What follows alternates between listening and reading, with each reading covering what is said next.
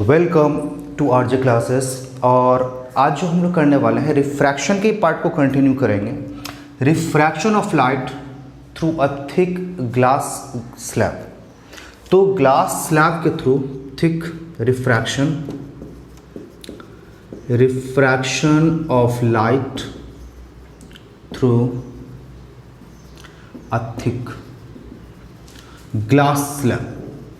Glass slab. तो एक thick glass slab के थ्रू क्या करनी है, हमको रिफ्रैक्शन करवानी है लाइट को, और फिर डिफरेंट कंडीशंस को क्या करनी है, ऑब्जर्व करना है क्या क्या हो रहा है एग्जैक्टली। चलिए सबसे पहले हम एक थिक ग्लास स्लैब ले लेते हैं। हमने ये ले लिया एक थिक ग्लास स्लैब, ये ले लिया हमने, कुछ भी नाम दे सकते हैं इसका, ABCD।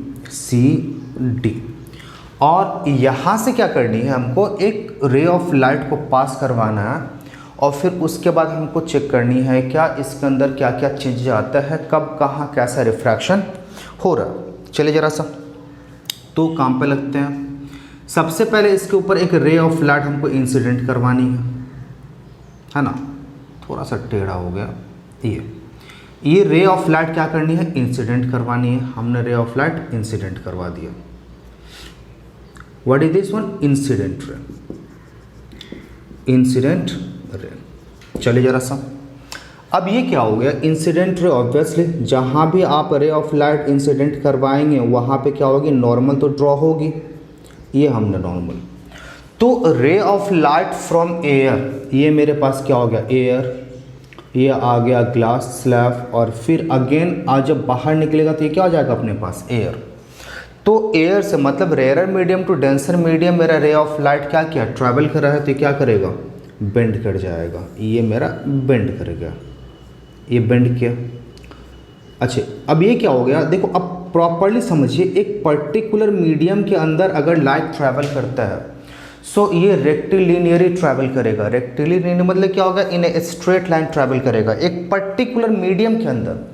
लेकिन जब एक पर्टिकुलर मीडियम से ये लाइट दूसरे मीडियम के अंदर ट्रैवल करेगा, याद रखिए जब ये मीडियम को ये चेंज कर रहा होगा, बेंडिंग सिर्फ उसी समय होगी, और एक पर्टिकुलर मीडियम के अंदर लाइट बार बार बेंड नहीं करता रहेगा। मीडियम के अंदर लाइट स्ट्रेट लाइन में जो बिहेवियर है लाइट की, रेक्टिलिनियर प्रॉपर्टी जो इसको आप बोलते हो, तो rectilinearly that means light always travel in a straight line in a particular medium. But whenever light travel from a particular medium to the other medium, so there is a deviation in the path of light either towards normal or away from the normal। तो ये आपके पास conditions हैं।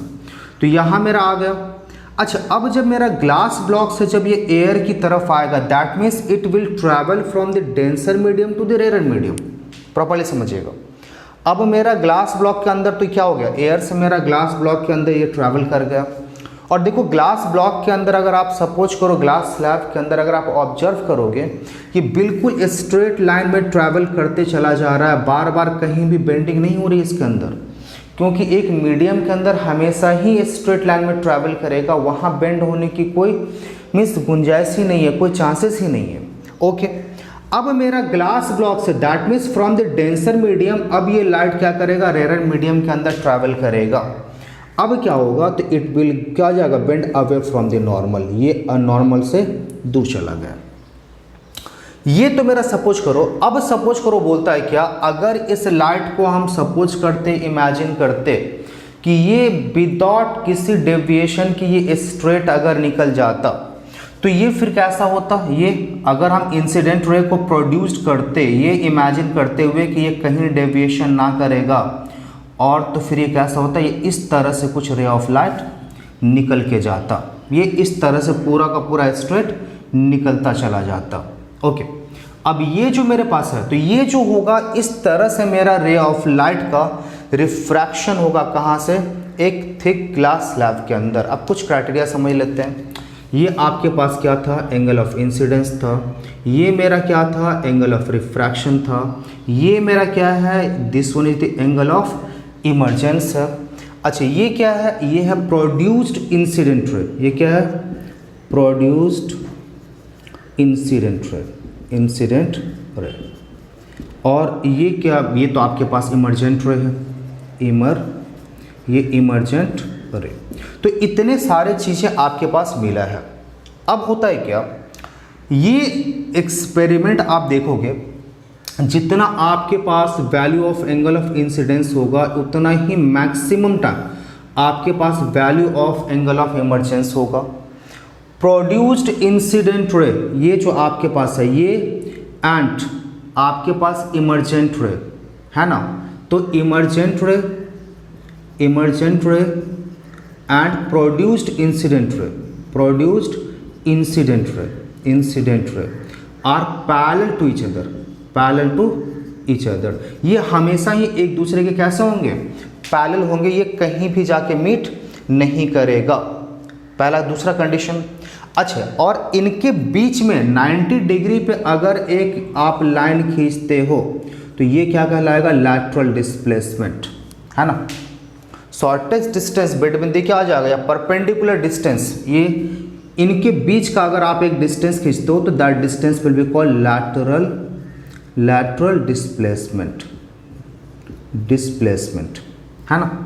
तो ये आपके पास पूरा का पूरा रिफ्रैक्शन निकल आया। अच्छा, लैटरल डिस्प्लेसमेंट की अगर बात करें तो लैटरल डिस्प्लेसमेंट आप किसको बोलोगे, परपेंडिकुलर डिस्टेंस, प्रॉपर्ली समझिएगा, perpendicular distance between the produced incident ray and the emergent ray is said to be lateral displacement। हाँ, और एक चीज़, ये डिस्टेंस हमेशा 90 डिग्री पे ही आप ड्रॉ करोगे, 90 डिग्री पे ही टेक करोगे। ऐसा नहीं कि आप यहाँ से लेकर यहाँ तक का डिस्टेंस ले लें या यहाँ से लेकर यहाँ तक का डिस्टेंस, नहीं, it should be always drawn at an angle of 90 degree. और अगर ऐसा करते हैं तो फिर इन दोनों के बीच का जो डिस्टेंस निकल के आएगा उस डिस्टेंस को हम लोग क्या बोलेंगे, लैटरल डिस्प्लेसमेंट। तो ये अपने पास क्या हो गया, थिक अगर ग्लास ब्लॉक से रे ऑफ लाइट अगर पास करता है तो अपने पास कुछ इसी तरह का क्या हो जाएगा, मिस रिफ्रैक्शन हमको मिलेगा। अच्छा, अब ये जो लैटरल डिस्प्लेसमेंट था ये भी कुछ बातों पे डिपेंड करेगा, लेकिन आपके सिलेबस में ऐसा कुछ है नहीं, इतने डिटेल में हमको करना नहीं है, तो हम इतने डिटेल में नहीं जाते हैं। देखो, अभी और दो वर्ड समझना आपको, एक तो समझना है क्रिटिकल एंगल और दूसरा आता है क्या, टोटल इंटरनल रिफ्लेक्शन। अभी देखो, रिफ्रैक्शन में होते होते आप रिफ्लेक्शन में आ गए, क्योंकि फेनोमेना ही कुछ ऐसा है। तो दो वर्ड हम लोग समझते हैं, पहला वर्ड है that is a critical angle. Critical मतलब क्या, एक रेयर एंगल जो आपको एक पर्टिकुलर कंडीशन पे ही मिलेगा, तो उसको आप क्या बोलोगे, रेयर मीन्स क्रिटिकल एंगल। देखिए जरा सा, फर्स्ट वर्ड क्रिटिकल एंगल। होता क्या, अगर सपोज करो ये मेरा रे ऑफ लाइट है, ये हमने नॉर्मल, ये मीडियम को सेपरेटिंग इनटू मीडियम, ये हमने नॉर्मल ड्रॉ कर लिया।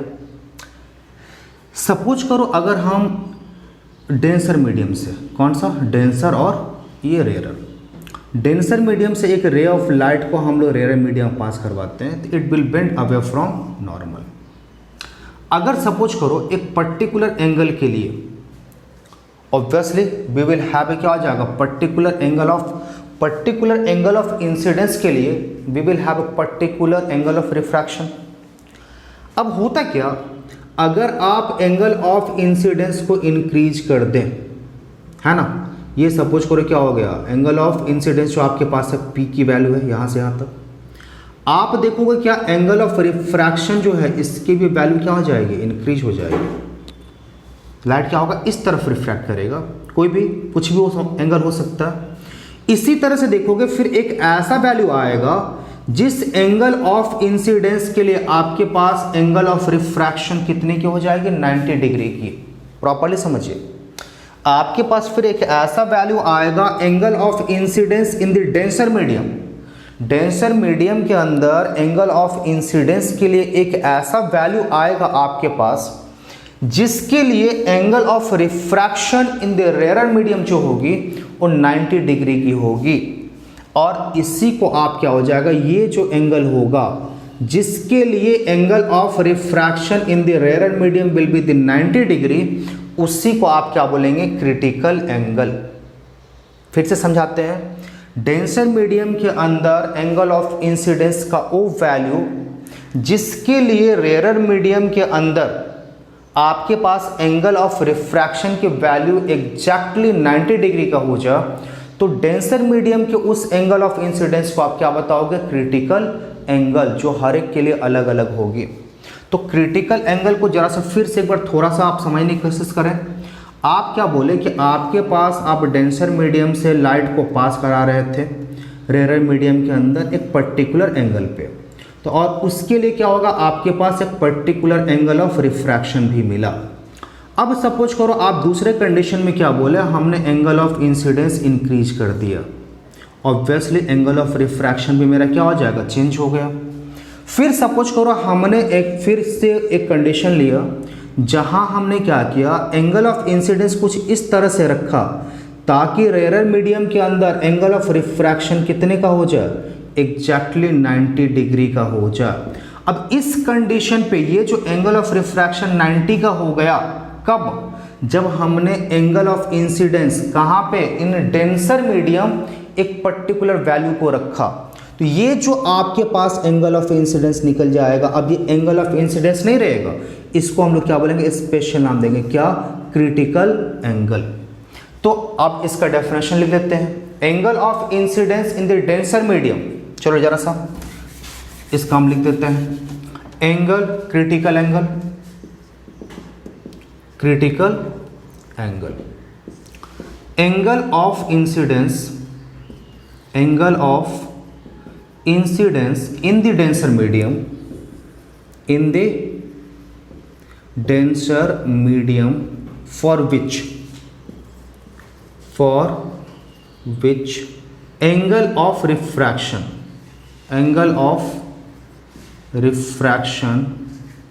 in the rarer medium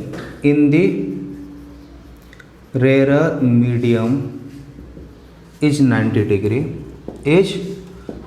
degree, is called critical angle, तो ये जो आपके पास आया ये क्रिटिकल एंगल निकल आया। चलिए ठीक है। अब ये क्रिटिकल एंगल, जब भी आप किसी डेंसर मीडियम के अंदर एक लाइट को इंसिडेंट करवाओगे more than the critical angle, अगर देखो 90 डिग्री पे, अच्छा अब देखो जरा सा फिर एक कंडीशन समझते हैं। क्रिटिकल एंगल तो समझ गया कि जब आपके पास एक particular angle of incidence denser medium में होगी, जिसके लिए रेयर मीडियम में आपके पास एंगल ऑफ रिफ्रैक्शन जो होगा वो 90 डिग्री का होगा। लेकिन अब सपोज करो एक और कंडीशन कि अगर आपने क्या किया, रे ऑफ लाइट को प्रॉपर्ली समझिए, अगर रे ऑफ लाइट को आपने क्रिटिकल एंगल से भी ज़्यादा एंगल पे इंसिडेंट करवा दिया, तो फिर क्या होगा? क्या समझा रहे थे आपको? जैसे जैसे आप एंगल ऑफ इंसिडेंस को इस तरफ शिफ्ट कर रहे हैं, मतलब लेफ्ट की तरफ शिफ्ट कर रहे हैं, आपका रिफ्रैक्टेड रे कहाँ हो रहा है? राइट की तरफ शिफ्ट हो रहा है। देखो ये आपने इस तरफ शिफ्ट कर रहे हैं और ये क्या हो रहा है? इस तरफ शिफ्ट।